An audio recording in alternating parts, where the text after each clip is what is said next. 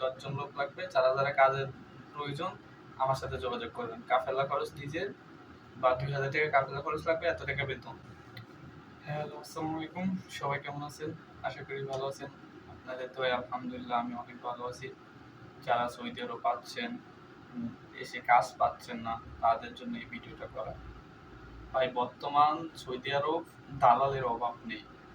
অনেক দালাল আছে, আপনার মনে করেন কাজ দিবে, বাট টিকটকে পোস্ট করে যে অমুক অফিসে 10 জন লোক লাগবে, যারা যারা কাজের প্রয়োজন আমার সাথে যোগাযোগ করবেন। কাফেলা খরচ নিজের বা 2000 টাকা কাফেলা খরচ লাগবে, এত টাকা বেতন।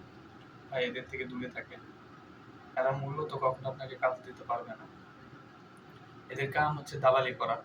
এরা হচ্ছে আপনার বিভিন্ন অফিসে যায়, গিয়ে হচ্ছে ভিডিও করে আপনাদের আপলোড দেয় যে এই অফিসে এতগুলো লোক লাগবে। কিন্তু ওদের সাথে যখন কন্ট্যাক্ট করবেন তখন দেখবেন যে যখন ওদের কাছে যাবেন তখন একটা কথা বলবে ওরা কি, যে ভাই এখানে লোক নিয়ে নিছে, আপনাকে অন্য কোথাও দিতে হবে। এইগুলো করে ওরা হচ্ছে যে টাকা ইনকাম করে। আর এরা হচ্ছে যে নবীর দেশে এসে পাষাণের মতো কাজ করে কিছু টাকা ইনকাম করার জন্য। একটাবারও ভাবে না যে একটা মানুষ কতটা অসহায় হলে মানে দালালের টাকা দেয়। যদি আমার এখানে আত্মীয় স্বজন থাকে বা আমার পাড়া প্রতিবেশী যদি কেউ থাকে, মামা চাচা খালু, তাহলে তো আমি নিশ্চয়ই আমি দালালের টাকা দিয়ে কাজ নেব না।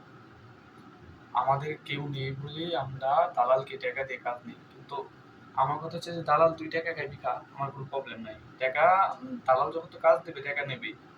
কিন্তু ভাই তোরা কাজ দিবি, টাকা নিবি, কিন্তু কাজ না দিয়ে এই যে গরিব মানুষের থেকে এরকম ভাবে টাকা নিয়ে টাকা মেরে কাজ, এইগুলো জিনিস ঠিক না ভাই। কারণ এদের অভিশাপ তোদের লাগবে। আর যারা সৌদি আরব এসে পড়ছেন, আত্মীয় স্বজনের মাধ্যমে আসেন আর যেইভাবেই আসেন, যেহেতু এসে পড়ছেন, এখন আর ওই চিন্তা করে লাভ নেই যে সৌদি আরব কাজ পাচ্ছি না, দেশে চলে যাবো, এটা করবো সেটা করবো। ভাই, আপনি কাজ খোঁজেন, কাজ পাচ্ছেন না বলতে ভুল। আপনি যদি রুমে শুয়ে থাকেন পুলিশের ভয়ে, তাহলে কাজ পাবেন না। রাস্তায় বের হন, মানুষজনের সাথে কথা বলেন, বিভিন্ন ফ্যাক্টরির সামনে যান বা আবাসিক হোটেল আছে এগুলোর সামনে যান। ওখানে যারা ওনার আছে, মানে যারা দায়িত্বে আছে, তাদের সাথে কন্ট্যাক্ট করেন যে ভাই এখানে লোক লাগবে কিনা, বাট ভাই আমি কাফেলা হতে চাচ্ছি। ওরা যদি আপনারে মানে বলে যে হ্যাঁ এখানে লোক লাগবে, বাট কাফেলা করে নিবে বা কাফেলা ছাড়াই, কিন্তু ওদের সাথে কথা বললে হচ্ছে আপনি জেনুইনলি কাজ পাবেন। কিন্তু দালাল চক্রের সাথে কথা বললে আপনি কাজ পাবেন না। আপনি বিভিন্ন কোম্পানি বা কফি শপ আছে, কফি শপের সামনে গেলেন, কফি শপে যারা কাজ করে তাদেরকে জিজ্ঞেস করলেন যে ভাই এখানে লোক লাগবে কিনা।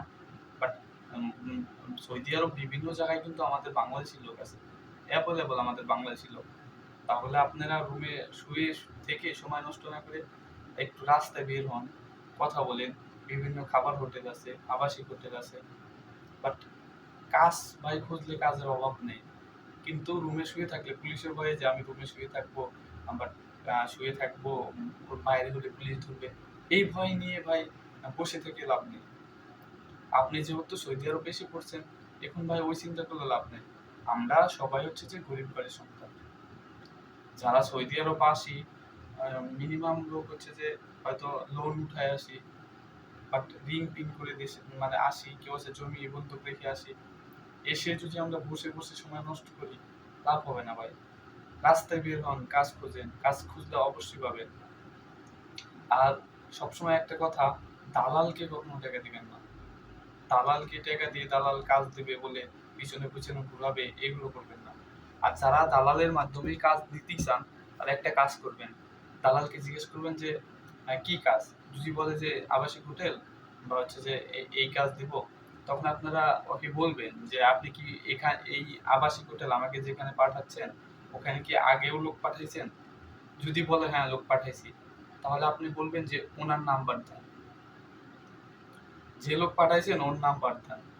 ওর নাম্বার যদি দেয়, আপনি ওর সাথে যোগাযোগ করবেন, ডাইরেক্ট বলবেন ভাই দেখেন আপনারও যে পরিস্থিতি আমারও ওই পরিস্থিতি।